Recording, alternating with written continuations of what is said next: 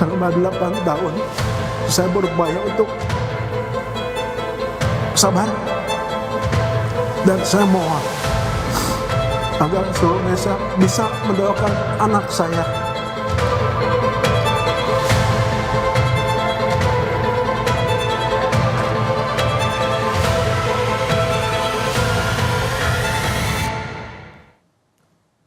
Pengadilan Negeri Kota Cirebon, Jawa Barat membuka sedikit berkas kasus Vina dan Eki yang telah ditangani tahun 2016 silam.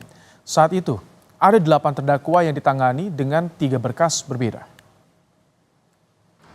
Humas Pengadilan Negeri Cirebon bilang kasus pembunuhan Vina saat itu menyeret 8 orang terpidana. PN Kota Cirebon saat itu hanya menerima 3 berkas dengan total 8 orang pelaku. Oleh karena itu, pengadilan hanya fokus untuk menyidangkan 8 orang yang telah ditangkap. Proses persidangan dilakukan terbuka, sementara untuk terpidana yang masih di bawah umur berlangsung tertutup. Kasus ini pun juga sudah melalui tahapan kasasi hingga gerasi pada tahun 2019, tetapi ditolak.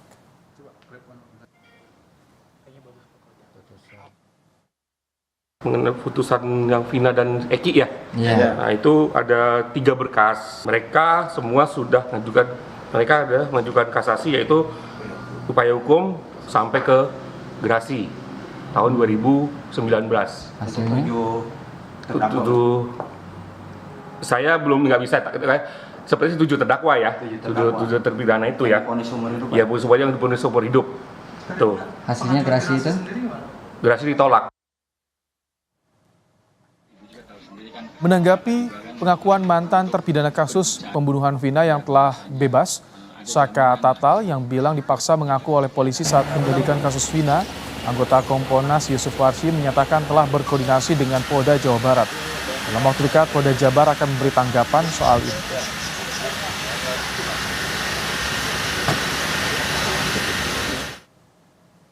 Polda Jabar pada saat ini sedang mempersiapkan klarifikasinya. Ya, kita berharap nanti klarifikasinya komprehensif, yang bisa memberikan klarifikasi bagaimana penanganan kasus tersebut di Polresta Cirebon sampai ada pelimpahan di Polda Jabar, termasuk terkait dengan adanya penjelasan bahwa dipaksa mengaku, apakah pada waktu itu ada pengaduan ke Propam. Nanti akan terlihat di sana kalau memang ada bagaimana tindak lanjutnya. Sebelumnya, Saka Tatal, mantan terpidana kasus Vina yang telah bebas mencari perlindungan di rumah kuasa hukum setelah mengaku tidak nyaman dan terganggu karena banyak pihak yang mendatangi rumahnya. Saka ingin namanya bersih karena merasa tidak bersalah.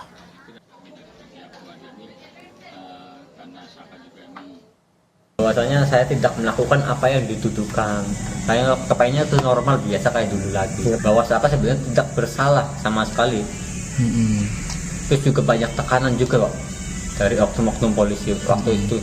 Akhirnya terpaksa mengakui. Di malam kejadian malam minggu itu juga Saka tidak tahu menahu. Saka posisi ada di rumah. Ya, saudara, kriminolog Universitas Islam Bandung Nandang Sambas bilang, saudara, harus ada pemeriksaan terhadap penyidik yang menangani kasus kematian Vina dan Eki. Nandang menyampaikan kasus Vina merupakan kasus tindak pidana biasa di mana tidak ada unsur politik. Namun karena penanganannya yang belum tuntas, maka perlu penjelasan kepada masyarakat agar tidak menimbulkan kegaduhan.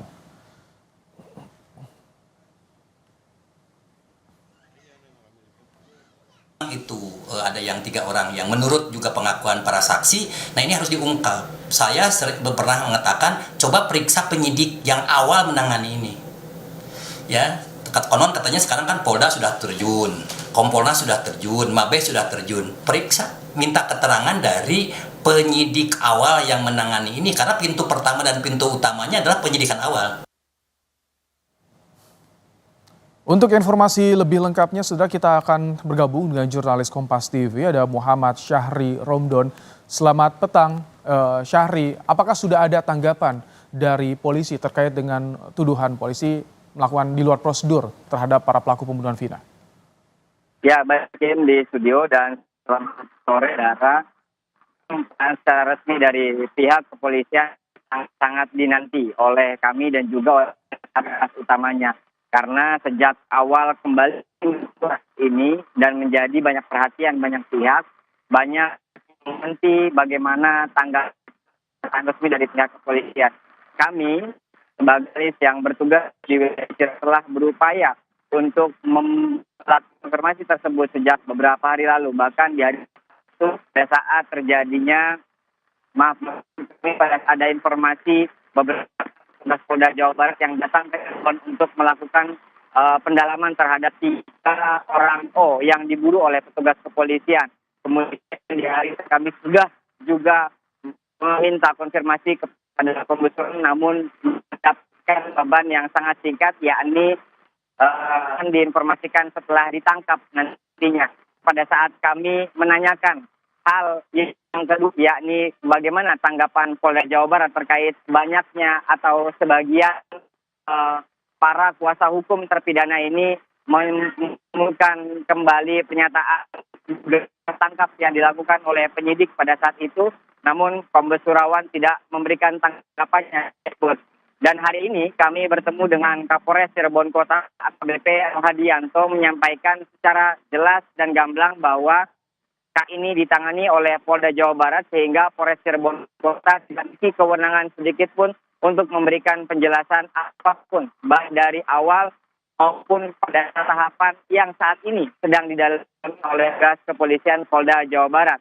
Dan memang seperti yang kita ketahui secara running terus pemberitaan ini, banyak sekali pihak yang akhirnya mempertanyakan bagaimana sebetulnya saat awal kejadian tersebut.